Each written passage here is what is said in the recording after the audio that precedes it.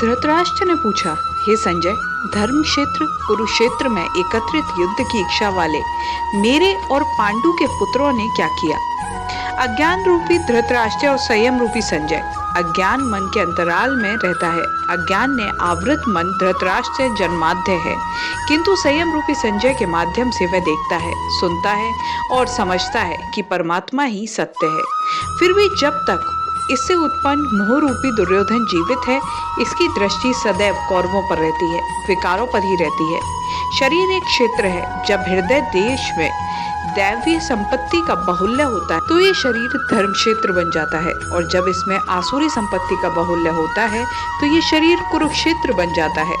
कुरु अर्थात करो, ये शब्द आदेशात्मक है। श्री कृष्ण कहते हैं, प्रकृति से उत्पन्न तीनों गुणों द्वारा परवश होकर मनुष्य कर्म करता है। वह क्षण मात्र भी कर्म किए बिना नहीं रह सकता। गुण उससे करा ही लेते हैं। सो जाने के बाद भी कर्म बंद नहीं होते। वह भी स्वस्थ शरीर की आवश्यक खुराक मात्र है। तीनों गुण मनुष्य को देवता से कीट पर्यंत शरीर में ही बांधते हैं। जब तक प्रकृति और प्रकृति से उत्पन्न गुण जीवित है, तब तक कुरु लगा रहेगा। अतः जन्म मृत्यु वाला क्षेत्र, विकारों वाला क्षेत्र कुरुक्षेत्र है, और परम धर्म परमात्मा में प्रवेश दिलाने वाली पुण्यमयी प्रवृत्तियों का क्षेत्र धर्म क्षेत्र है।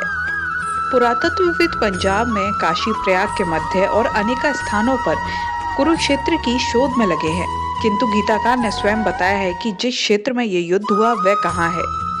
अर्जुन, यह शरीर ही क्षेत्र है, और जो इसको जानता है वो इसका पार पा लेता है, वह क्षेत्रज्ञ है। आगे उन्होंने क्षेत्र का विस्तार बताया, जिसमें 10 इंद्रियां, मन, बुद्धि, अहंकार, 5 विकार और तीनों गुणों का वर्णन किया है।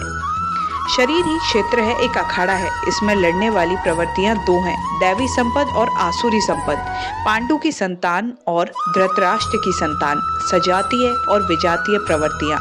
अनुभवी महापुरुष की शरण जाने पर इन दोनों प्रवृत्तियों में संघर्ष का सूत्रपात होता है।